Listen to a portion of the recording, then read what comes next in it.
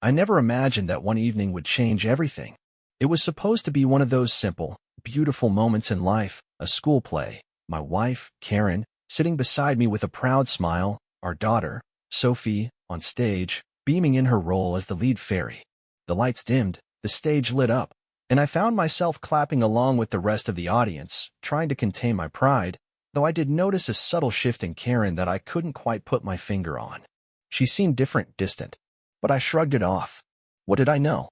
I was just the supportive husband, right? Karen and I had been together for almost 10 years. We had our ups and downs, but nothing too out of the ordinary. I worked long hours, longer than I should have, probably, and Karen had her hands full with Sophie and our home. Life had become comfortable, predictable. Not that I was complaining. I loved our little family, but recently, I'd started noticing something. Karen seemed distracted. Not that I'm busy with work, distracted, but the something's off, distracted. She'd been pulling away from me slowly, not just emotionally, but physically too. The little gestures of affection had dwindled, replaced by a cool distance I couldn't explain. And then there was Mr. Harris. I never thought much of him at first. He was Sophie's teacher, tall, with the kind of commanding presence that made him instantly respected by everyone. He was good at his job. The kids loved him.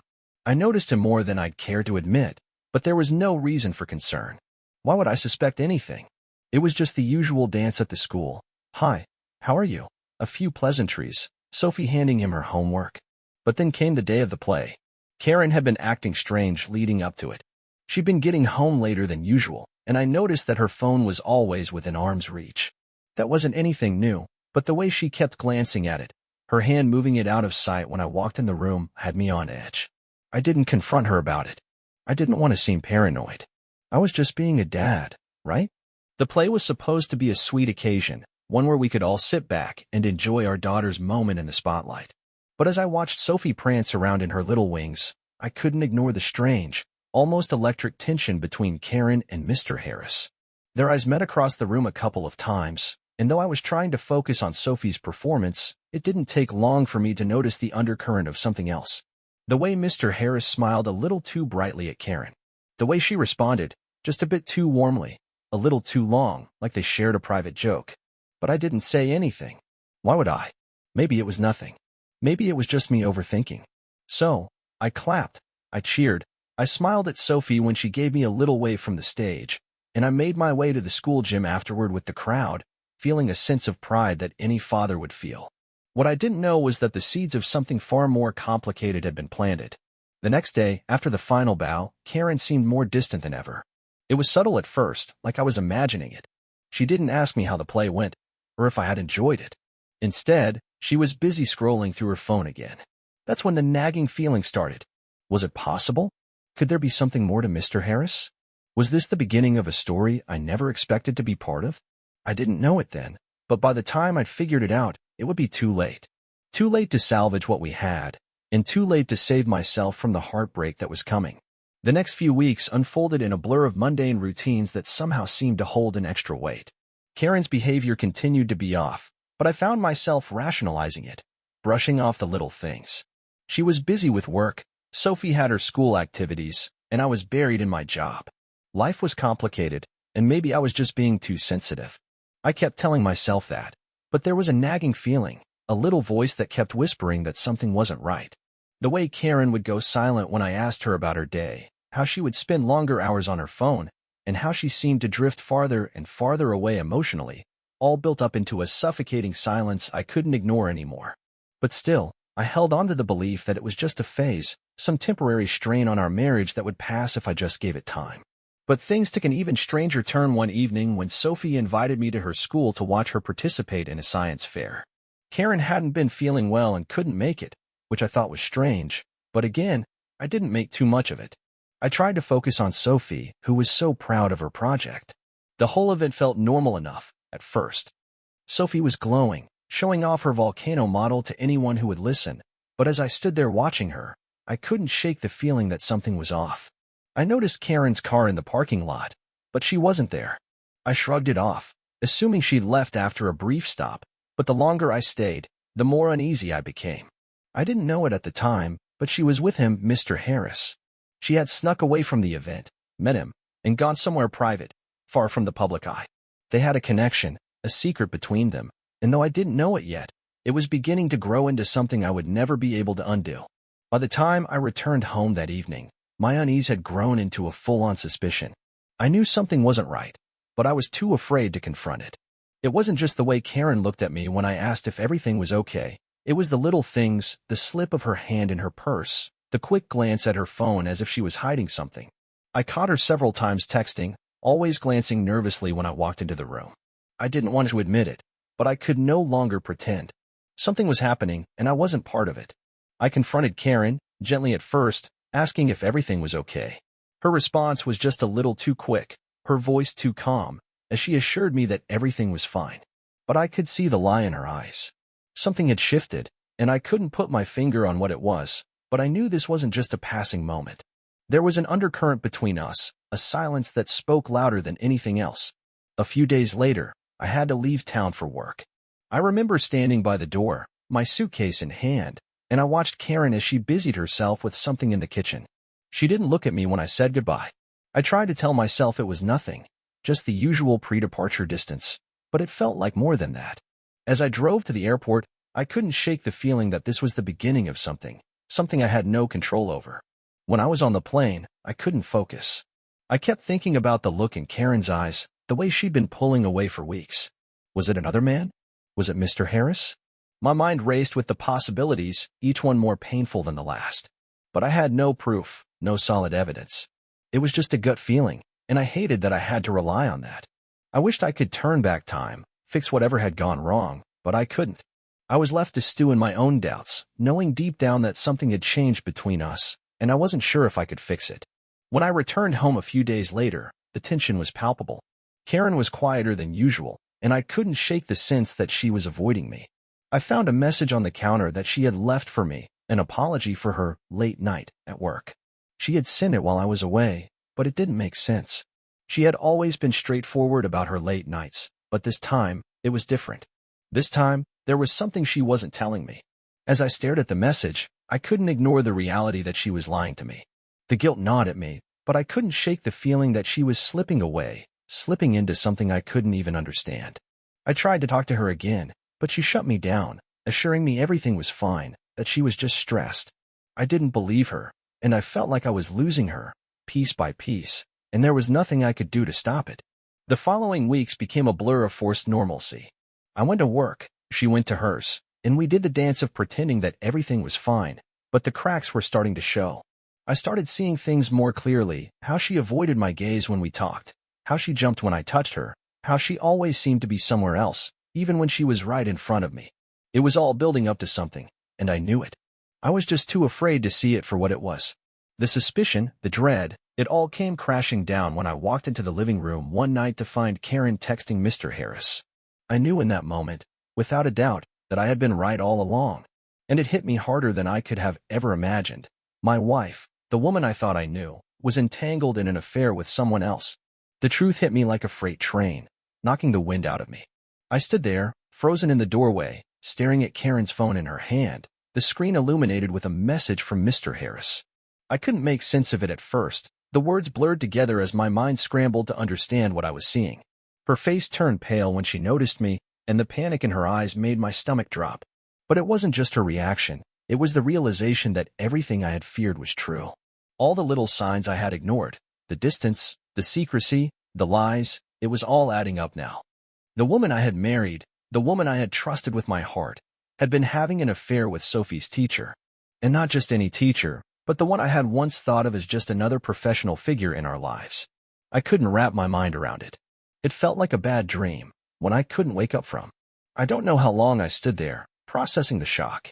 I just stared at Karen, and she stared back, her eyes filled with guilt and fear. She opened her mouth to speak, but the words didn't come.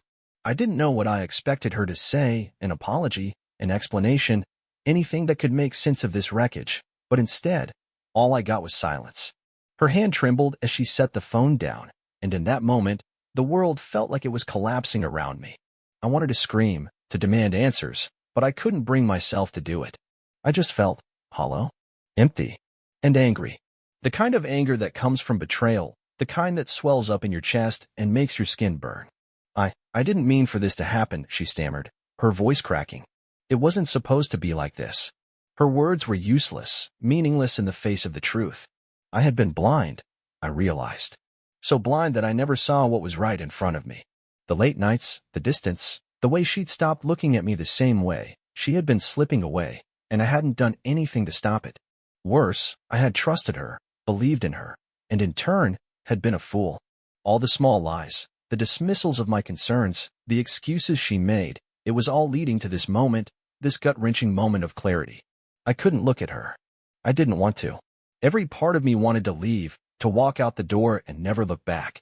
But I was trapped. Trapped in a nightmare of my own making. I stepped back, trying to breathe, trying to steady myself. How long, Karen?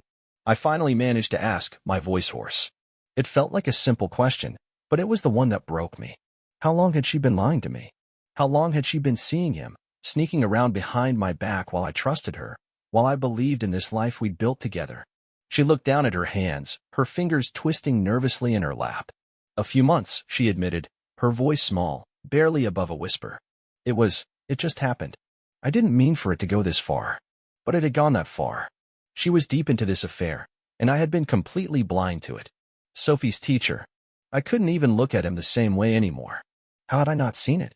How had I not realized that the man I had casually chatted with at parent-teacher conferences, the man who had smiled and made small talk about Sophie's progress, was the one who had been taking my wife from me? The truth seemed to hang in the air like a thick fog, suffocating me. I couldn't focus, couldn't think straight. I just kept seeing images of Karen and Mr. Harris together, their stolen moments, the way they must have looked at each other, the way she must have felt when she was with him. I wanted to punch something, wanted to destroy everything that had once been good. But instead, I just stood there, frozen. Why didn't you tell me? I asked, the words escaping me like a plea. Why didn't you come to me? We could have worked through it, Karen. We could have figured it out together. She shook her head, tears welling in her eyes. I couldn't, she whispered. I didn't know how. And that was it, wasn't it? That was the heart of it all. She didn't think I was worth fighting for anymore. She had found someone else who made her feel something I couldn't. And I was left here, questioning everything I believed in. I don't know how long we stood there. It felt like hours, but it couldn't have been more than a few minutes. The house felt too small, too suffocating, and I needed air. I needed space to think, to breathe, but I couldn't leave. Not yet. I had to process this, had to find a way to make sense of what had just been shattered. My life, my family, everything I thought I knew, it was all gone in an instant. I couldn't look at Karen anymore. The woman I had trusted, the woman who had promised me forever, was now a stranger. And in that moment, I realized that no amount of words could fix this. There was no fixing what she had done. The damage was done, and I didn't know if I could ever forgive her for it. But what choice did I have? We had a daughter together, and that meant I had to find a way to move forward, even if it meant letting go of everything else. The days following that confrontation felt like a blur, a nightmare I couldn't wake up from. I walked around in a haze, my thoughts clouded with anger, hurt, and disbelief. Everything had changed in an instant. The life I thought I had, the marriage I thought was solid, had crumbled before my eyes, and I was left standing in the wreckage, trying to pick up the pieces of a reality I didn't recognize anymore. Karen and I hardly spoke after that night. There was no need for words, really. What could we say? How do you rebuild trust after it's been shattered so completely? I didn't know the answer, and frankly, I didn't want to know. The betrayal was too fresh, too raw. I couldn't stop replaying the moments, her smile, her lies, the way she looked at me like I was the one who had done something wrong. She had betrayed me, and yet, there she was, walking around like everything was fine, as if we could just go back to how things were. But it wasn't fine. Nothing would ever be fine again. Sophie noticed the tension. Of course, she did. Kids aren't stupid, no matter how hard you try to hide it. She asked me, one evening, why Mommy was so quiet, why we weren't laughing like we used to. Her innocent question cut through me like a knife. I could see the concern in her eyes, the confusion. She didn't understand, not yet, but she knew something wasn't right. I hated that I had to lie to her, that I couldn't give her the reassurance she needed. Mommy's just tired, honey, I said, forcing a smile. Nothing to worry about. But I knew it wasn't just tiredness. It was something far worse, and I couldn't protect her from that truth. How could I? How could I protect my daughter from the wreckage of her mother's choices, from the mess of emotions I was still trying to sort through? I found myself avoiding Karen as much as possible, not out of anger, but out of sheer confusion. I didn't know who she was anymore. She had become a stranger to me, and every time I looked at her, all I could think about was the betrayal. It was like my mind couldn't stop replaying it. Her coldness, the way she had shrugged off my concerns, the way she had lied to my face, to our daughter's face. The trust was gone, and it felt like a piece of me had been ripped away with it. I tried to focus on work, on the things that would keep my mind occupied, but it was no use. I couldn't escape the reality that had settled in my home. The house, once a place of warmth and comfort, now felt suffocating. Every room seemed to hold the weight of the lies, of the things unsaid. Even Sophie's laughter, which once filled the house with joy, now felt hollow, like it was echoing through a place that had lost its soul. The hardest part was seeing how easily Karen had slipped into her new reality. She was out more, texting constantly, always busy with work or errands. I knew it was Mr. Harris. I didn't have proof, but I didn't need it. The timing, the secrecy, the way she'd withdrawn from me, it all pointed to him. She was with him now, emotionally if not physically, and I could see it in her eyes. There was something in the way she spoke, and the way she moved, that made it clear she wasn't the same woman I married. I tried to ask her about it, tried to get some sort of answer, but she would just clam up or change the subject. It was clear she had already made her choice. I was no longer a priority. And what hurt the most was that she wasn't even sorry. Not really. She was more sorry that she'd been caught, that I'd found out, but not sorry for what she had done. Not sorry for destroying everything we had. One evening, I walked into the living room to find Karen sitting on the couch, her phone in hand, her gaze fixed on the screen. Sophie was in bed, and the house was silent except for the sound of the clock ticking in the background. I stood in the doorway, just watching her for a moment. I had so many questions, so many things I wanted to say, but I couldn't bring myself to say them. Instead, I just asked the one question that had been gnawing at me for days. Are you still seeing him? I didn't want to ask it, didn't want to hear the answer, but I needed to know. I needed to hear it from her, even if it crushed me. She didn't answer right away. She didn't even look up at me. When she did, her eyes were tired, empty. I'm not the person you think I am anymore, she said, her voice distant. I don't know who I am, Michael. I don't know who I've become. Her words hit me like a slap. She wasn't even apologizing.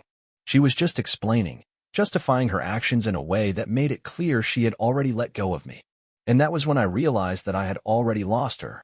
She had checked out long before I ever caught her. It wasn't just an affair. It was the death of a marriage, the death of everything I thought we were. I walked away from her, from the woman I thought I knew, from the life I thought we had built together. I couldn't bear to look at her anymore. Couldn't stand the weight of her indifference. I grabbed my coat and left the house. I didn't know where I was going, but I needed to get away.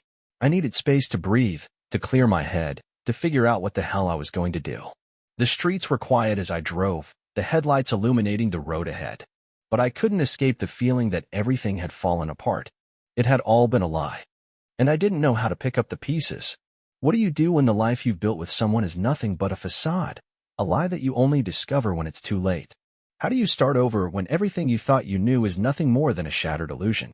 I didn't have the answers, and I didn't know if I ever would.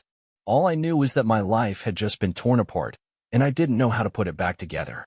The following weeks were a whirlwind of emotions, anger, disbelief, and an overwhelming sense of loss. It felt like I was walking through a fog, unable to see clearly, unable to process the full weight of what had happened. Karen and I barely spoke. She had moved into the guest room, and I found myself retreating into my work, using it as an excuse to stay out of the house as much as possible. There was a coldness in the air that I couldn't escape, a silent tension that seemed to seep into every corner of our home. It wasn't just the space between us, it was the realization that the woman I had loved, the woman I had trusted, had betrayed me in ways I couldn't have imagined. The house felt empty, even with Sophie's laughter echoing through it. It wasn't the same anymore. Nothing was the same. Every time I looked at Karen, I saw the person she had become, the person I no longer recognized. The warmth, the connection we had once shared, it was gone, replaced by a painful, unspoken distance that seemed to grow by the day. But despite the anger, despite the hurt, I couldn't shake the feeling that I still needed to protect Sophie. She was caught in the middle of all of this, and I couldn't bear the thought of her being scarred by our mess. I knew that, no matter what Karen and I were going through, she deserved better than this broken version of our family. I had to focus on her, on being the best father I could be for her, even if it meant swallowing my pride and learning to navigate the chaos that had become our lives. It wasn't easy. I would be lying if I said I wasn't tempted to confront Mr. Harris, to demand answers from him, but I knew that would only make things worse. There was no point in trying to play the hero, no point in trying to fix something that had already been broken. The only thing I could do now was move forward, one step at a time. One day, after yet another quiet dinner where we both pretended everything was fine, Karen came to me with a quiet plea. She asked if we could talk, if we could at least have one final conversation about everything before we made any decisions about what came next. I didn't want to, but I agreed. I had to, for Sophie's sake, if nothing else. We sat down in the living room, the place where we had shared so many memories, and I braced myself for the inevitable. What could she possibly say to make this better? How could she explain the unexplainable? I didn't expect her to beg for forgiveness. I didn't expect her to try and fix things. I just needed her to be honest, to admit what had happened, and to accept responsibility for the damage she had done. And that's exactly what she did. She told me she had been unhappy for a long time, that she felt alone and unappreciated, and that in her loneliness, she had found solace in someone else. She admitted her affair with Mr. Harris, not as an excuse, but as a painful truth that she couldn't deny anymore. She was sorry, but I could see in her eyes that the apology was more for her own guilt than for what she had done to me. She wasn't sorry for the affair itself. She was sorry it had gotten caught up in our lives in such a messy way. Her words, though honest, did little to ease the pain. I didn't know what to say. How do you respond to someone who has torn apart everything you thought was real? How do you look at the person who once held your heart, knowing they no longer cared for it the way they used to? There was no magic fix, no quick resolution to make the hurt go away. All I could do was nod, acknowledging the truth, but knowing that nothing she said could undo the damage. The love we had once shared was gone, buried under the weight of betrayal and lost trust. After that conversation, Karen and I agreed to start the process of separating. It wasn't easy. The logistics of it all, finding a place for her to stay, sorting through the mess of our finances, figuring out how to co-parent Sophie, were overwhelming. But I couldn't let myself get lost in the anger anymore. There was no point in holding on to the past when it was so clear that our marriage was over. The best thing I could do now was to focus on Sophie and give her as much stability as I could. As the weeks turned into months, the pain started to ease, but the scars remained. I moved into a new apartment, a small place that felt foreign at first, but eventually became a sanctuary of sorts. It was mine, and that small ownership of my space, my life, was the first step in reclaiming what I had lost. Sophie and I settled into a new routine, and though it was difficult, we found our way. She still missed Karen, of course, and I had to explain things in a way that wouldn't damage her perception of her mother. But it was hard. I couldn't pretend that everything was fine. I couldn't shield her from the truth, not completely. All I could do was promise her that no matter what happened, I would always be there for her. Karen and I still spoke occasionally, mostly about Sophie and the details of her care, but the emotional connection was gone. It was like talking to a stranger, someone I once loved, but now only felt resentment and sorrow for. I could see in her eyes that she was trying to make things right, but it was too late. The damage had been done, and though I could forgive her, I couldn't forget what she had done. The part of me that loved her had died the moment she betrayed me. And as much as I wanted to move on completely, I knew it would take time. I knew that I would never truly forget, but I could rebuild. And that was what I focused on, rebuilding my life, one piece at a time. Time passed, and though the pain never completely disappeared, I found moments of peace again. I started dating casually, but I wasn't looking for love.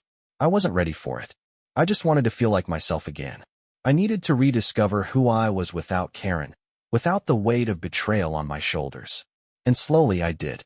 Sophie and I found joy in the simple things again. The movies, the dinners, the small victories in everyday life. She was my light, my reason to keep moving forward. And with each passing day, I got a little stronger. The road to healing was long, but it was mine to walk, and I wasn't walking it alone.